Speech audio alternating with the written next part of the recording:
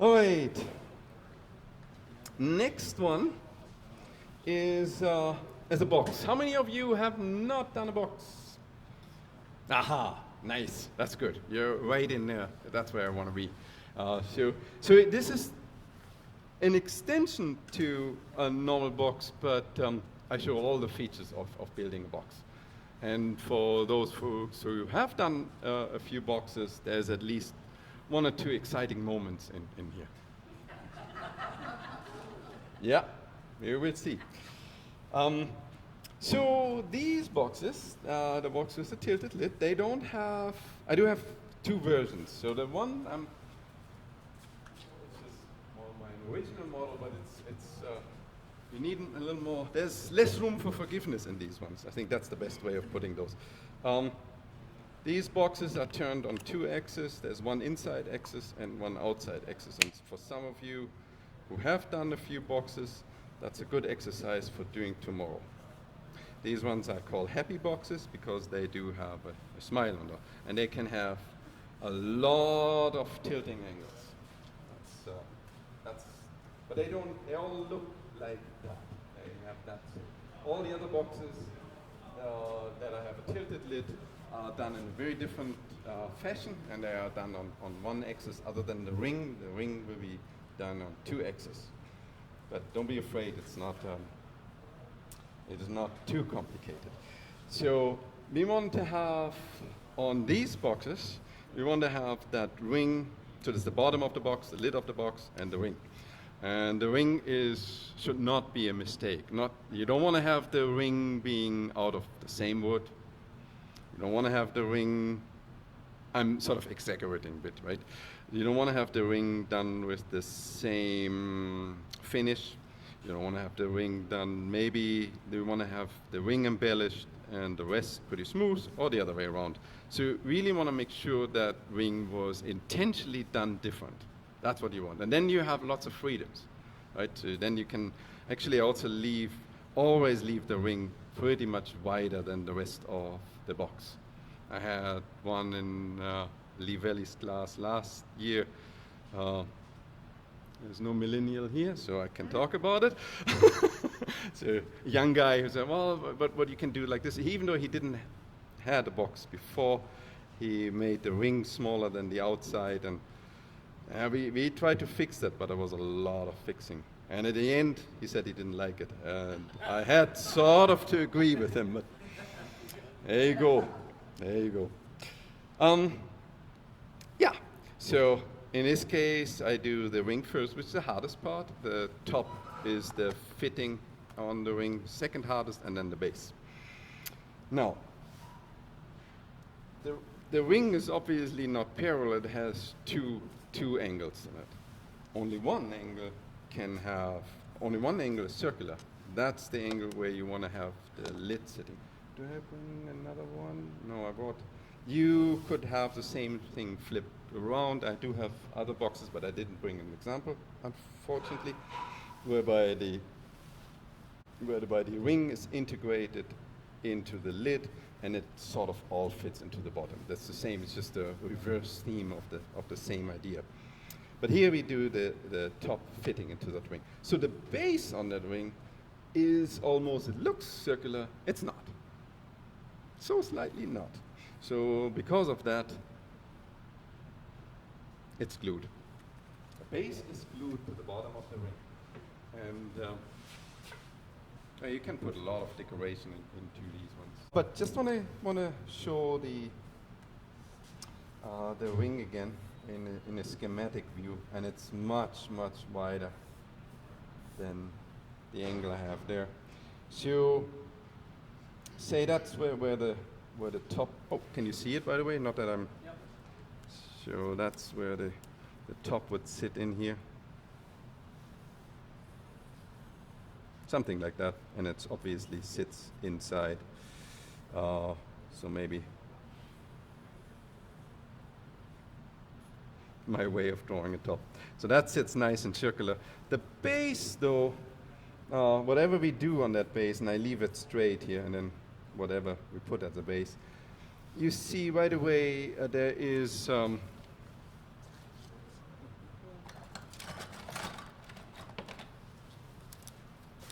the angle to the ring is more than 90 degrees and less than 90 degrees. So even though it were circular, which it's not, it would never get a perfect fit, right? It depends on where you are. That's the continuation. So that's inside the boxes, so it's okay, right? If you feel on some of these boxes, I made them almost as you still feel there is a distinct change, but I sanded it such that you don't feel there's a riff. And other ones I just left it as it is, because it's in the inside, and really the beauty of the outside, that was for me important, and the lid, the fitting lid, that's the important part. Okay, want to do one of those? So I start up with a ring. And again, for that, there's not a handout on the website. So, but if you need a handout, then I do have the handout online. I have the handout if you send me the contact to the website. And for the folks who take the class, I have paper copies.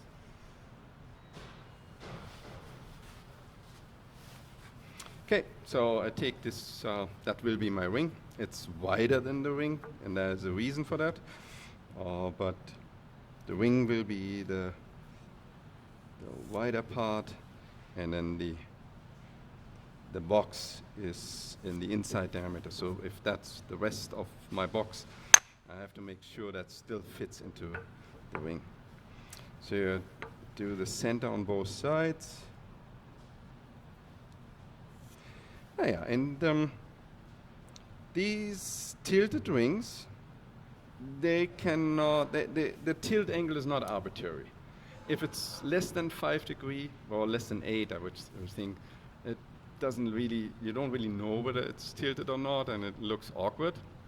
If it's really more than 12 degrees, the non-fit becomes so bad, depending on where you look around the box, something is odd as well. So somewhere around 10 degrees seems to work quite nice.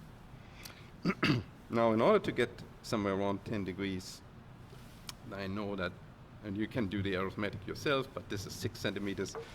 And if I do an offset of 5 millimeters,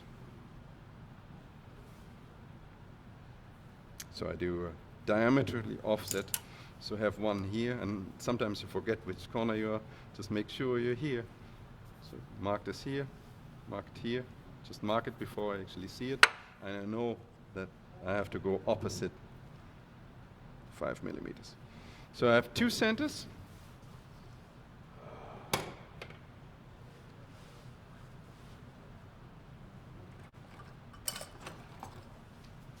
One sits wide in center, and one sits off center. Check again. I want to be here.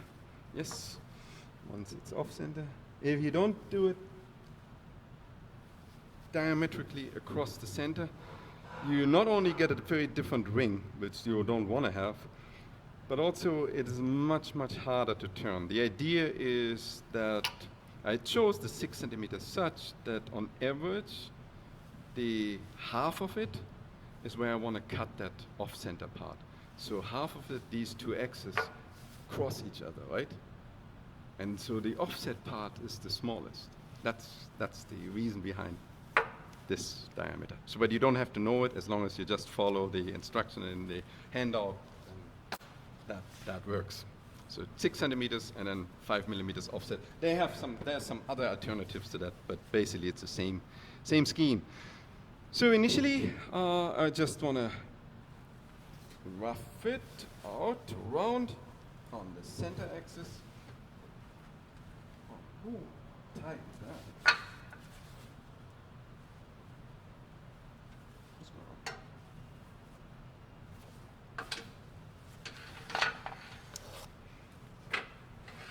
Must have been me.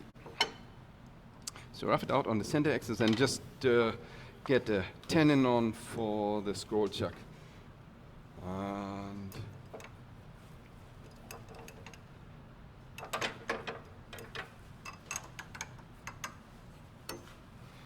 looks good. So I use, in this case, I use a piece of cherry for that.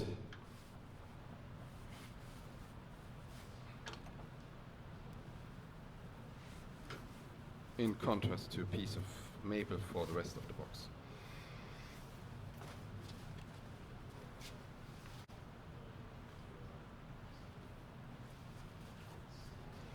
Slow speed.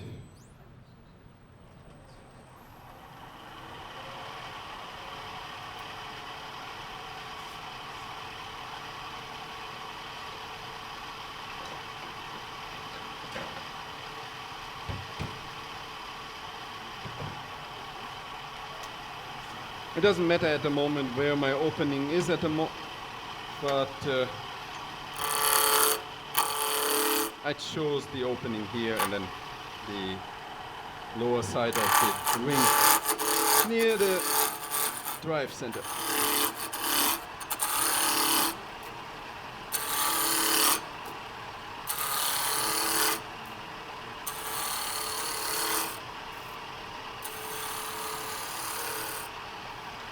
By this time I can bring the tourist closer.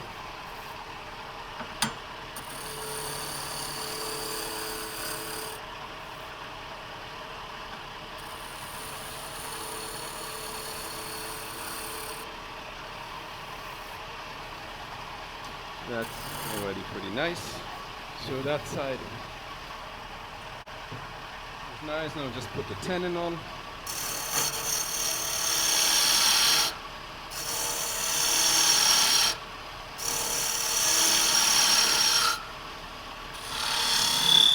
Just like before, and that would work on itself, but you can always get a better tenon for dovetail jaws if you enhance it for a spindle gauge is a lot more hi-fi.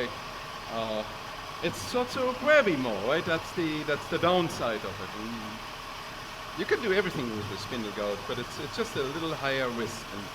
And so in here I can use the bevel to guide the spindle gouge and then a very safe place. Okay, and just get tool rest is too low. I want to be at height of the rotation axis. All what I'm looking for is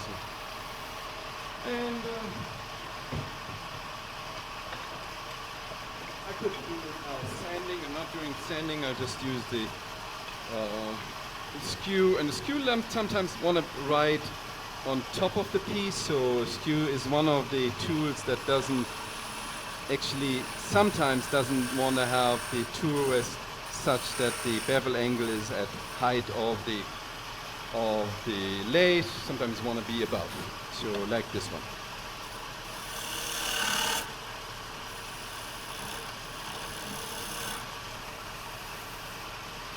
Happy with that?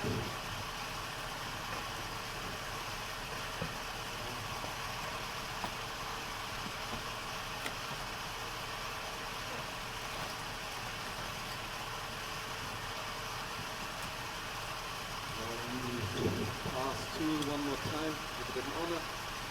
And you can use a skew, or you could do. I'm just doing a very quick embellishment here. You can do many other ones, but there's a reason why I'm gonna do that. So I'm just doing an embellishment on the ring, just get some rings around.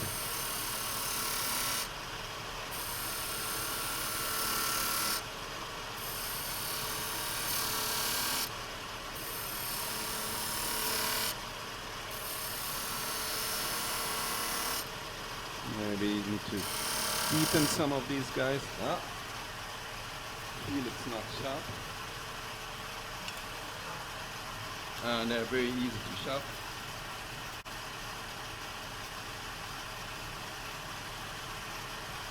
Running lock.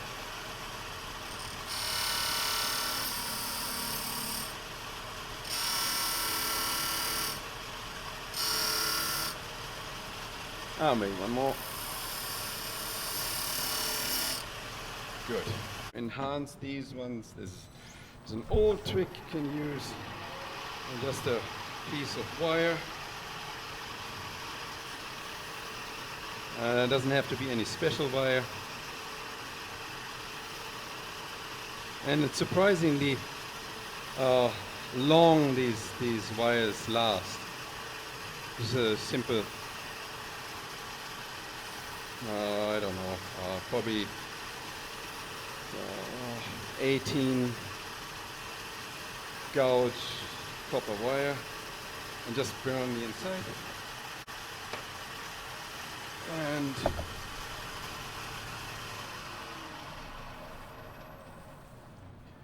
And now you could do sanding.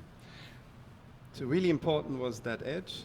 That eventually will become the opening, and I have these equal distant rings on here. That sort of gives me, that sort of enhances the change of the angle.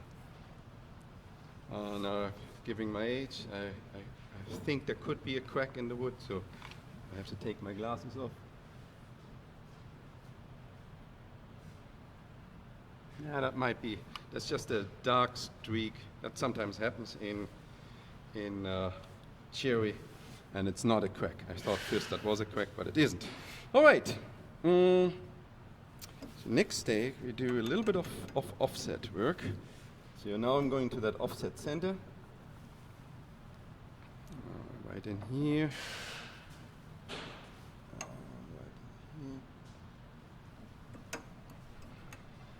The hardest part of that offset work is getting a pencil line that looks like a circle. Because when you rotate it, it's not flush. But I want to find where's the minimum thickness of my ring, because in the end, I want to have some sort of a ring that looks like this, right? That's the kind of ring I'm looking for here. So I need to have my minimum thickness, I cannot, if I don't have a minimum thickness, I cannot fit the lid in quite nicely. So where's that? It looks like here. Maybe, no, that's too thin. I'll have to do it here. So now I'm just following, and that's sometimes tricky, following a line.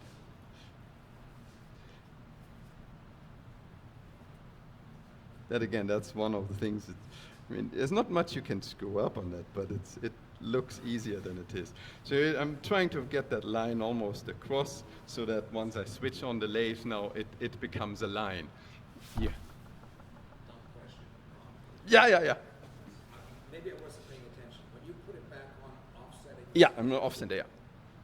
you moved it to the offset center on both ends? Yes. That's necessary, not simply moving one end? Well, the idea was that with the two, if I would have just one center offset, right? If I would just move one, then I'm pretty offset in the middle, and I try to be in the middle relatively on center, so the two axes meet in the center. I mean, you can do it. You can do it on one center offset. There's nothing wrong with it. It's just, is a little less vibration if the two axes meet in the middle. That's the only difference. And because if you would just do one center, you would have that off center twice the diameter than I have, and there would be a lot more rotation. On one side, no rotation, on the other side, a lot. And now I have sort of balanced the amount of eccentricity. It's a little easier to do that way. Okay, I want to go about a centimeter or 3/8 in there. So the first trick is, do you see the center once it's rotating? I sort of can see it. Can you see it? It's here. It's here. So I can see it, and that's good enough. So I'm just going on the safe side of that one. Going about a centimeter in. And typically, if I stop the lathe now, I get a reasonable cut, but not a great cut, particularly with these grooves I deliberately put in. There are some breakouts. So that's typically when you use a straight tool or a scraping tool into something that is off-center. So we need to do better. It's good to have that pilot cut in here, but it's not a very nice quality. So I need to get a better quality than that, and we do that. I do that with a cutting tool, just to show you the difference of a cutting tool to the best you can do with a parting tool or scraping tool in general terms. Stayed on the line, maybe a little thick. I could go a little thinner if I wanted to. All right. So, yeah, let me get back to my bolt gouge.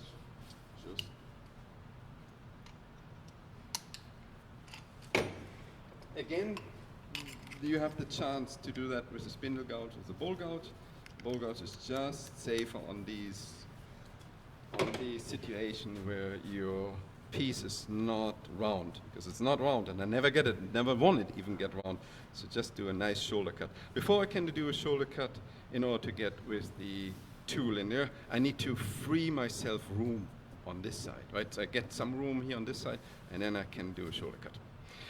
The other part of making a choice like this is there is sort of a playground here. If you don't know for tomorrow, for you guys who are doing something like this tomorrow, you can sort of play on this part of the ring with a pattern you like. Maybe something you like better, or and so this we will not use other than for jam check. All right, so I'm gonna build myself room on this side, and then I do a shoulder cut on the other side, and hopefully I get a clean cut, because right now, if you see here, there's a little breakout. That's just normal. But the breakout, again, you would not get as much breakout if I hadn't done the grooves. That would be much smoother. But I did, deliberately. So it's a nice rotating, and I don't want to touch the other side of that shoulder. Just a nice rotating cut. Now I have all the space to go in. Don't do that a little slower this time. I've done it many times today, but just a little slower. The one thing you don't want to have the tool, if I would just hold it against the wood, it would scrape in that direction. So whatever you do, whatever hand you use, doesn't really matter, as long as you make that tool stop here. So the one thing where you really put pressure, I exaggerate a bit, is behind that tool. The tool you don't let that tool move in this direction. That's more important than anything else. And then the other ones would be tool rest close and so forth. The other part of that cut is if I have even a bit of an open flute. Oh, by the way, the flute is what that inside is called. Bowl gouges have deep flutes. When typically people talk about an open flute, the flute stands up. It's closed. It's either to the left or to the right. Those are the options. So we want to start with a totally closed flute for this cut. Once you're in the cut, you can open it a bit. That's okay, but you cannot open it in initial stages. So I do that very slowly now, so you can actually see it. Move very.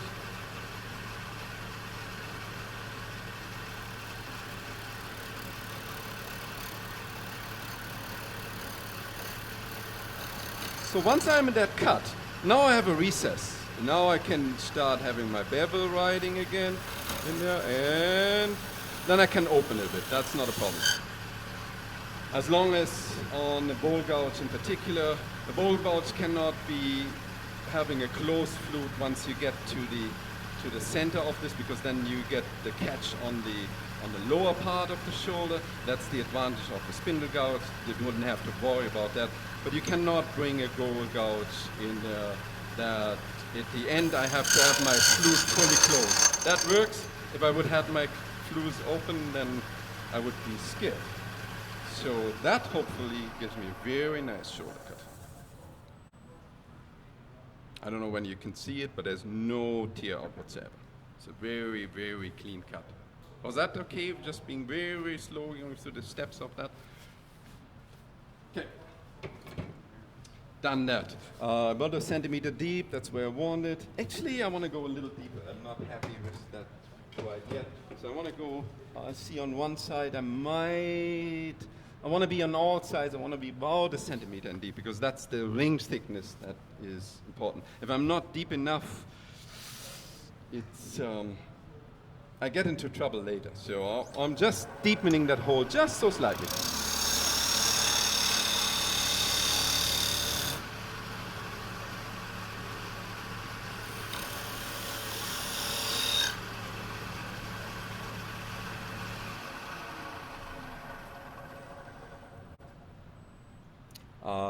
It looks, I'm deep enough now, but I get a little groove, so I'll do one more shoulder cut. Get one for free.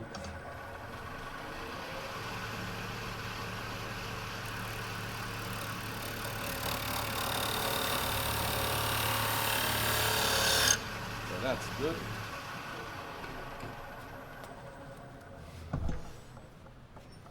And again, it's clean, there's no cut off on anything.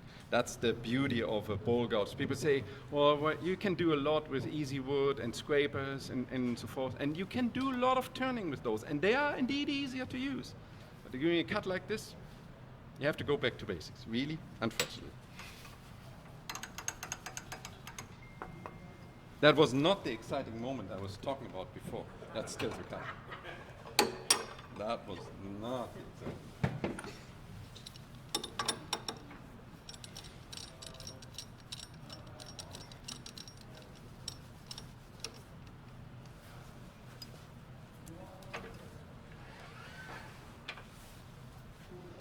That's one of the nice things about having an extended bed. You don't have to lift weights. Often I'll really cherish that once you have an extended bed. But you need more space in your shop and a little more money.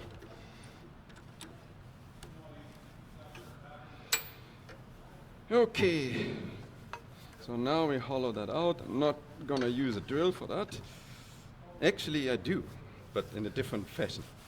Let me first talk a bit about the wing thickness. So now I need to make sure I'm not getting too crazy. So the maximum thickness I have available is, in this case, 56 millimeters. I'm definitely more cautious than that. So say 63. I'm good. So I know I will be fine. If this would be too small, I'll have to make that ring just smaller here. So that was just a check.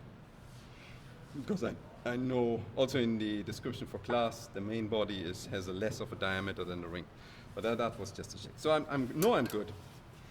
And now just make sure you get it. I don't want to have the ring too thin. That I mentioned that before. So making a good thickness of that. Maybe as such. That's really. Maybe that's more like that. That's what I want to have my ring thickness be, and ideally want to have that cut, that final cut. You want to have a nice and parallel. If it's not nice and parallel, then it depends on how deep you are. That changes the thickness. So really nice and parallel cut. It doesn't have to be a long cut, but it's nice and parallel. Before we do that parallel cut, we need a recess for the top to sit in. There's a little recess in here. That we're gonna do as well. I'll show you a special tool for that, even though you can do that with the parting tool. In the first state, I want to typically, that's it. Just you don't have to do it, but it's a trick. Makes turning a little easier if you have a guiding hole and you don't need to bring the tailstock in there. Just put an old drill that is resharpened. If you don't have a sharp drill, that doesn't work, because then you get vibrations. If I put that drill in here, the vibrations are actually worse than if you would just go in by tool. So once I get in with the tool by hand in the center and it feels nice and smooth, that's an advantage. If I feel there is vibration, I might as well not do it. It doesn't help me. Okay, for that I need a good leading hole. I think the leading hole sits where it's supposed to be, but sometimes it's better to check.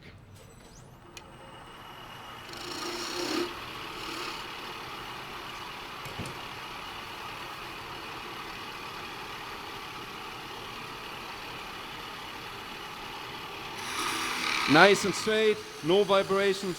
Yippee.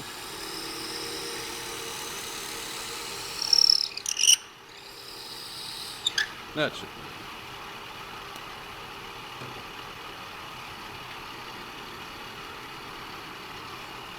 So there are, I will show different hollowing technique, but I'll start off with a simple hollowing technique, and that's just by spinning out the simplest one that is available.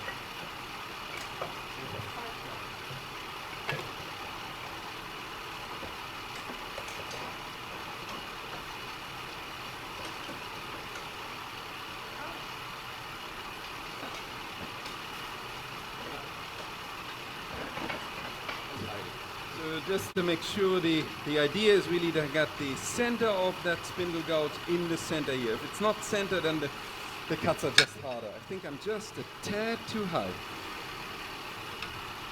That looks better to me. So with the guiding hole in, the cuts are really initially always very careful. Bring it towards you, from the inside to the outside. So typically this is the grain runs on most boxes. You don't necessarily have to be like most boxes, they run in the direction of the lathe. So the outside cuts go from a large diameter to a small diameter. The inside cuts go just the opposite, from the small diameter to the large diameter.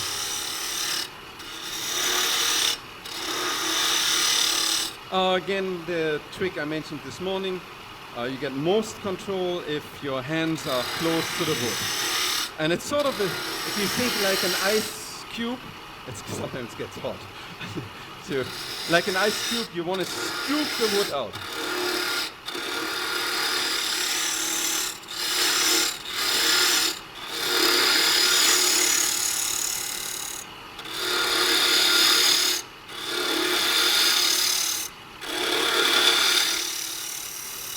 Okay. So the next part is making sure that I get a nice parallel fit, or an opening for the lid, I should say. And for that, I'm going to use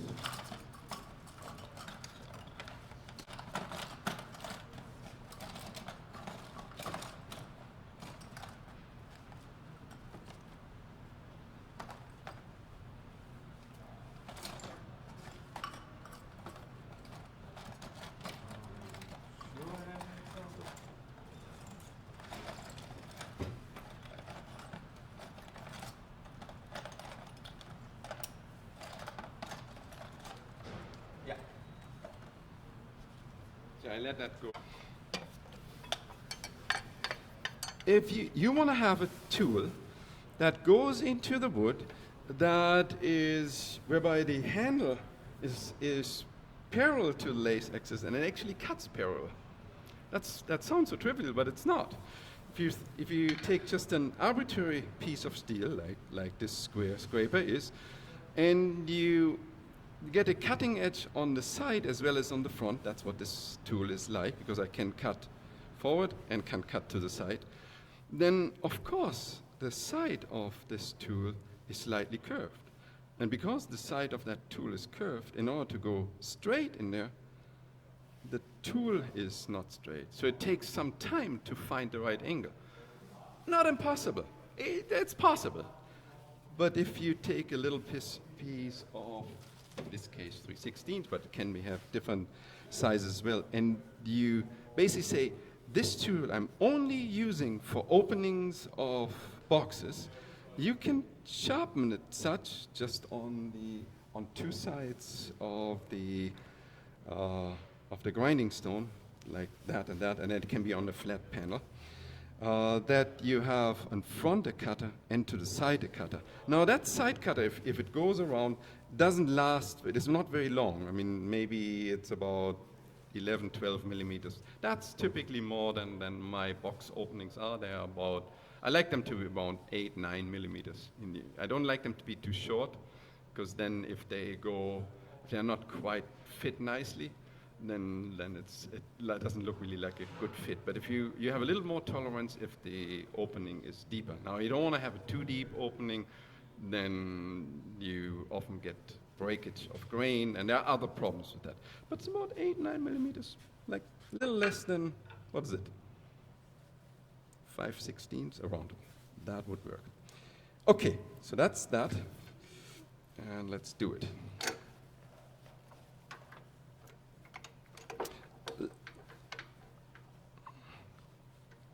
There is a bit of, like any of the parting tools or the straight-in tools, you really have to watch if you bring a tool into there that you don't get what's called rubbing on that bevel, because it has a final thickness. If I bring it into low, then because of the radius of that box, it just could rub on that, and it doesn't get you a catch, but this certainly is harder to turn. But if you bring it high enough, then that should not be a problem. I think I'm low, in fact, so just make it higher. All right. And now I know I can go quite vertical. I typically don't cut with a full edge, I cut just with a little piece of an edge.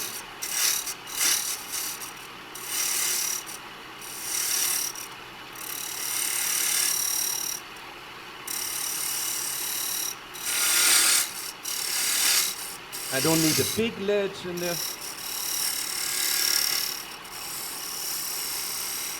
That looks good. Now there's always torque and then there's proof. So if I bring this machine tool in here, if I bring it all the way to the recess and then open it and then bring it out close to the opening, I don't want to have any play. That way I'm certain I don't have any cone in there. That's what I want to avoid. So this is at the end now. So now I'll bring it out to the opening, and I don't have any play. That's what I want. Yeah, you cannot feel me, but there's little play. If there is play, I have to change the angle and I have to go back in there again. So that's the important part of the opening. If your opening is not parallel, that's still okay. You can still make a good box, but it just adds a little more. It adds a degree more difficulty on the fitting tenon. Right? If I'm going deeper with this, there will be light coming through from one side, part here, and then the whole ring will sit on its last threads somewhere on the thick part. That's where the little exciting parts comes in. So you have to reduce the RPM at the right stage. It's sometimes nice to have extra light in here. Okay. Yeah, I'm just using conventional parting tool again. I'm obviously not touching that opening for the lid. I'm just going in the deeper part. And I probably need to hollow out a bit more before I do that.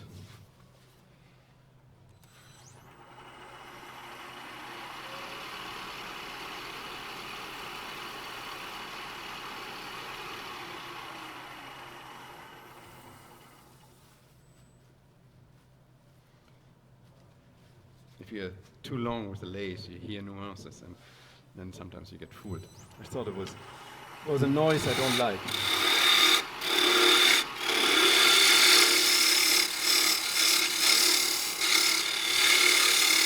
So all so far is rough cutting, no final cuts.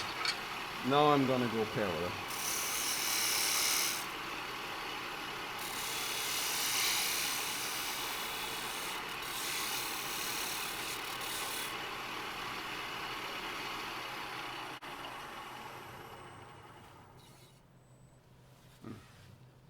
One thing I cannot do with the mic is blowing. I didn't see the sawdust. I have to go further out. There was sawdust, so I could not see the edge here.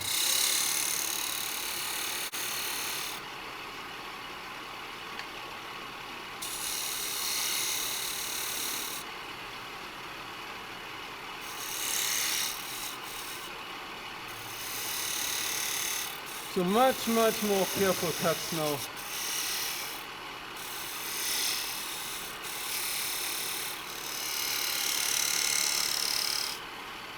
Ah, yeah. I see the light. That's good. Tourist is a little bit down. So I do see light down here. I don't. Yeah, that's right. That's where it's supposed to be. I think I need to open just the hole a bit more and go further out with my tool, and I have that tool really nice and parallel. So during the opening of the hole before,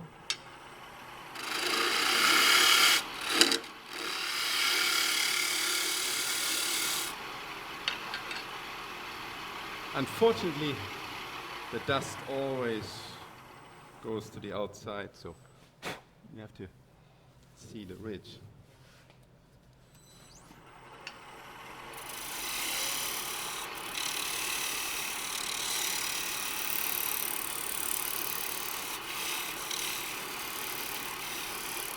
Good time to reduce the speed.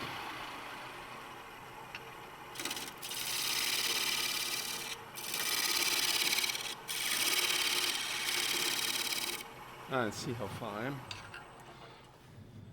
So I'm still 40% hole, so still a long way to go. But it's sometimes good to move that tool rest away. Again, if the tool rest is too close, once this ring comes off, it could get stuck and then breaks. I don't want to have it break, really not. I mean, then CA glue comes into play and all of that, but we're not playing that. No. So I think I can go a little faster still.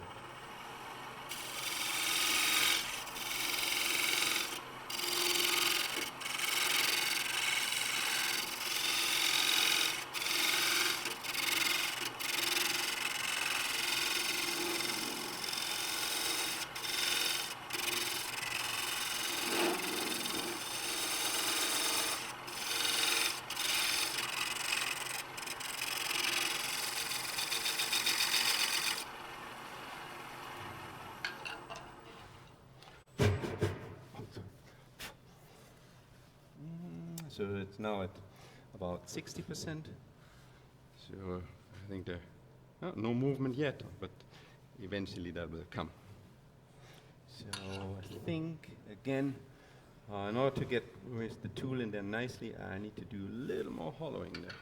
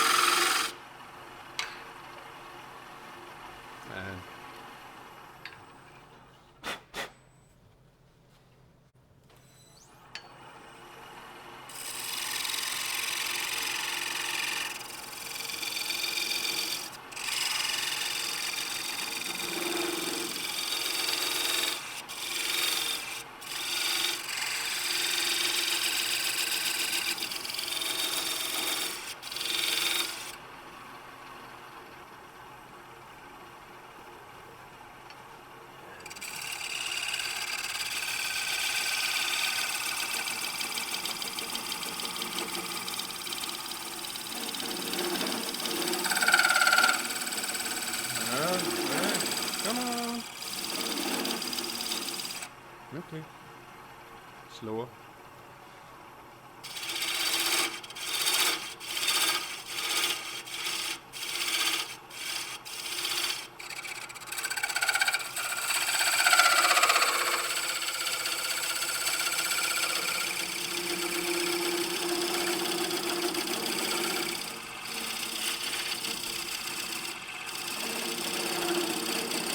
Come on.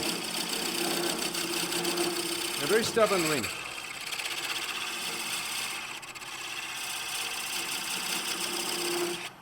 Ah, something went on. That should not be. Something.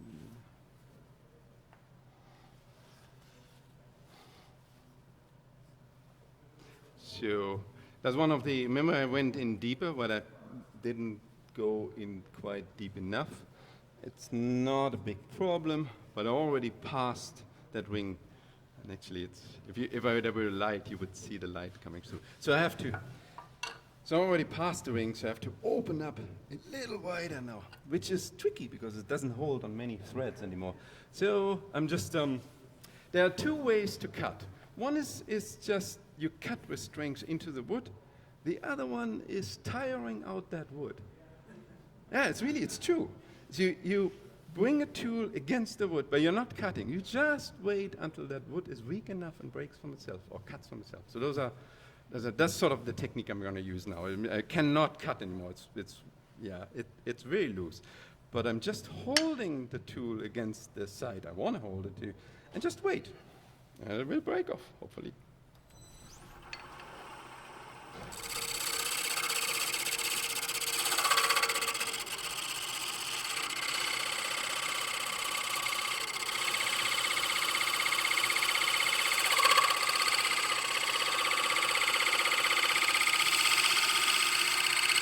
Basically always pressuring against that side, but I'm not doing any significant cutting here.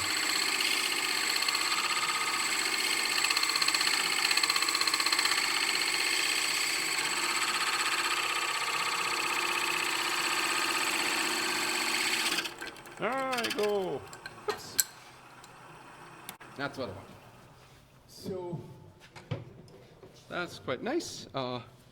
In a nice opening, no problem with that. There's a teeny tiny bit of breakout. Actually, it's so little that I wouldn't do much on that at all. But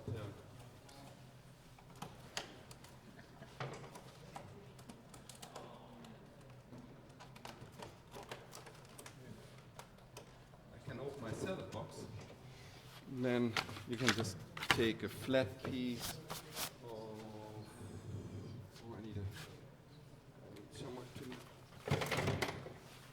Just a flat piece, and then just because I know it's flat, right? Do that. That way, eventually, also if I get the bottom will fit. So already there's no breakout, and it actually looks quite nice. Sometimes you get a little more breakout, and what you can do then is you make yourself little jigs. If you sand the breakout by hand, there is a chance you get little dents in there. If you get a diameter, if you want to sand something that is round and you get a diameter that is close, that's the best chance you're not damaging the walls. So make yourself a couple of these ones, just a simple dowel with a sandpaper glued on top. This one is a little bit too large, so I have typically two sizes. Famous last birds. No, this one is too large as well. So in both cases, none of mine actually works. So I would have to make a third one, which I'm not going to do. And then I hold that just inside, and I can do it. If it's really, really bad, and I have it on the lathe running. But typically, all what I do is just doing it by hand. In this case, it doesn't work. So I have to make a new one, put a new piece of sandpaper in. It's slightly smaller radius than that, and it works. But this in itself is, I do a little bit of hand sanding, and that would do. So this is the ring, the hardest part.